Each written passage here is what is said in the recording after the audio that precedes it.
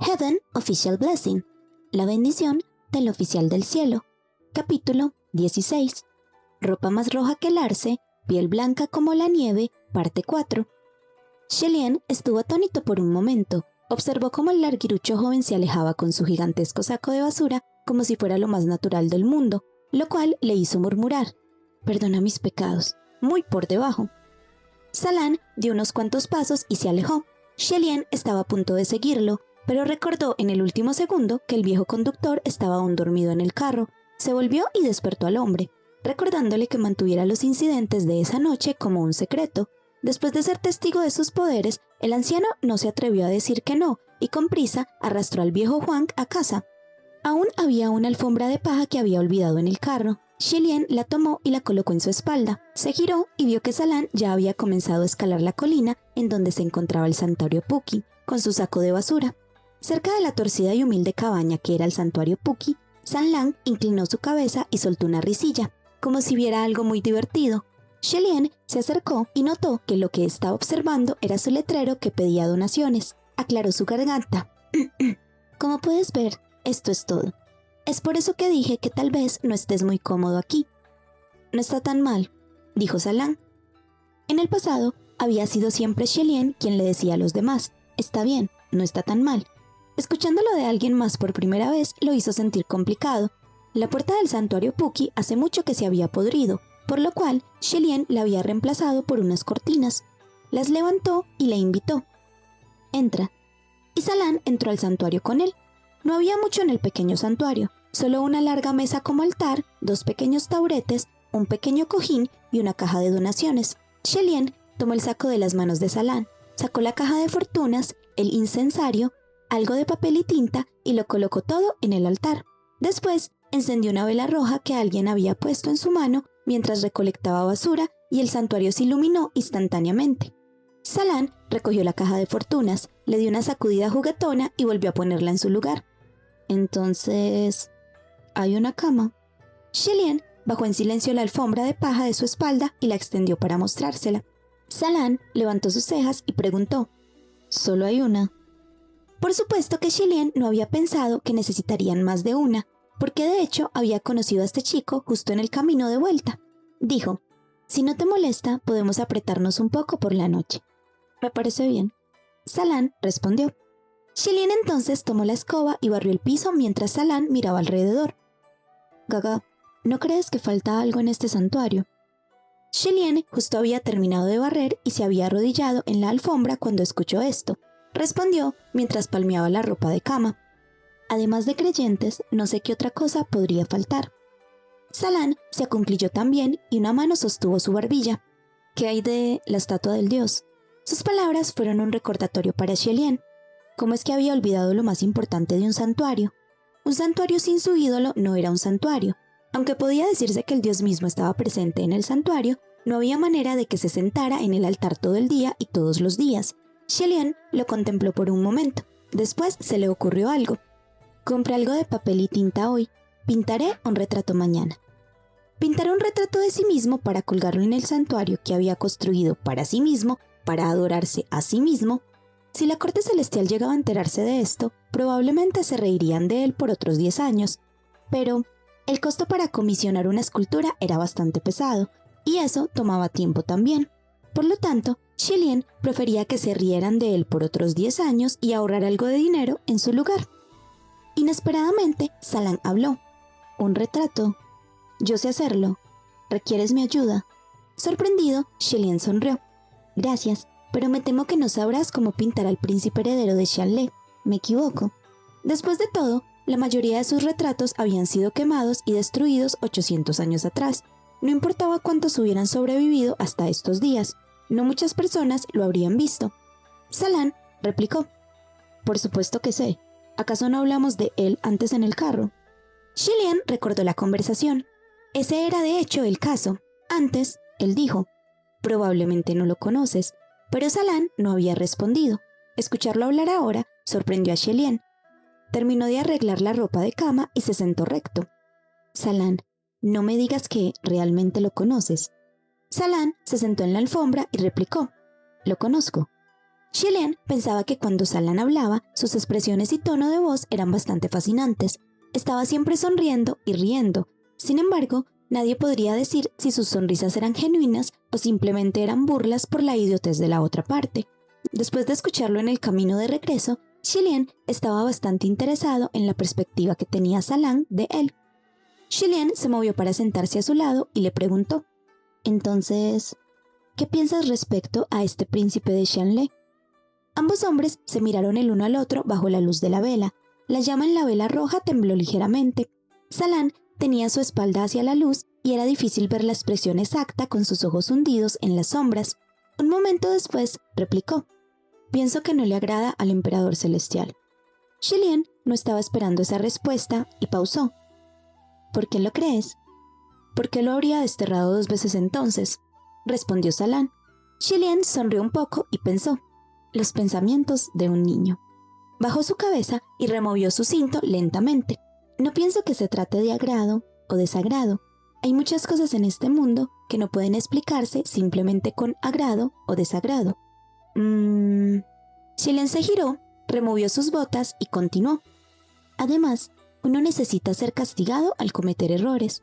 El emperador celestial solo estaba haciendo su trabajo». «Tal vez», respondió Salan de manera evasiva. Shilian se quitó su túnica exterior, la dobló y estaba listo para ponerlas en el altar. Queriendo decir algo más, se dio la vuelta, solo para ver los ojos de Salan observando sus tobillos. Era difícil describir esa mirada. Era fría, pero mordaz, abrasadora, pero con una pizca de gelidez. Shilian miró abajo e inmediatamente comprendió. En su tobillo derecho había un grillete maldito. El primer grillete estaba en su cuello y el segundo en su tobillo. Ambas maldiciones estaban en lugares no muy fáciles de ocultar. En el pasado, si alguien preguntaba, Shilian mentía y decía que era con propósitos de entrenamiento. Sin embargo, esta respuesta probablemente no engañaría a Salan. Por suerte, Salan no dijo nada y solo apartó la vista después de un rato. Shilian se recostó en la alfombra y el joven a su lado se recostó obedientemente también, sin remover ni una sola prenda de su ropa. Shilian pensó que probablemente no estaba acostumbrado a dormir en el suelo y concluyó que tal vez sería mejor conseguir una cama después de todo. «Descansemos». Shilian sopló suavemente la vela y todo se hundió en la oscuridad una vez más. A la mañana siguiente, cuando Shilian abrió los ojos, Salan no estaba a su lado. Levantó la cabeza y pausó un tanto sorprendido. En la cima del altar estaba colgado un retrato. Era el retrato de un hombre con una máscara dorada, vestido glamurosa y extravagantemente. Había una espada a su diestra y una flor a su siniestra.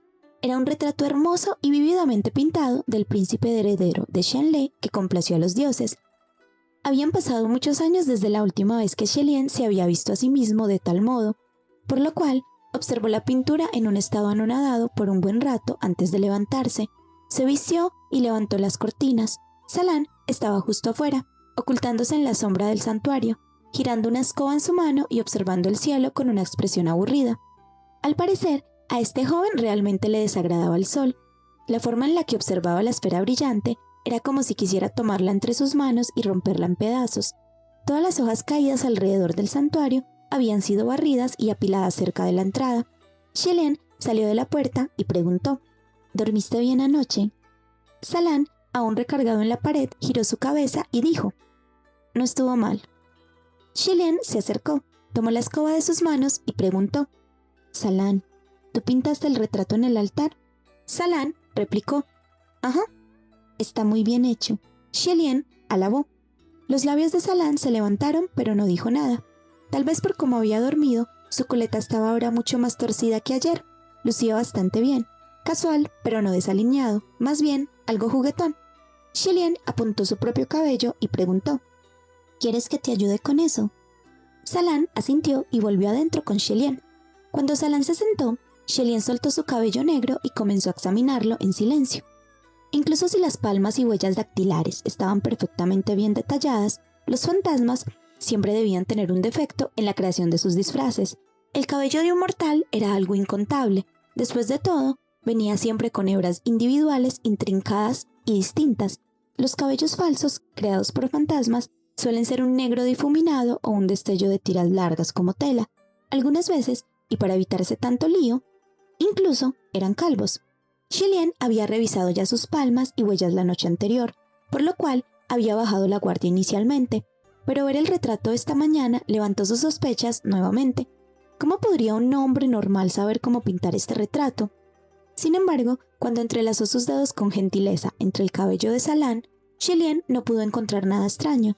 Después de un rato, Salan soltó una risita como si su tacto le hiciera cosquillas, giró su cabeza ligeramente y lo miró desde el rabillo del ojo.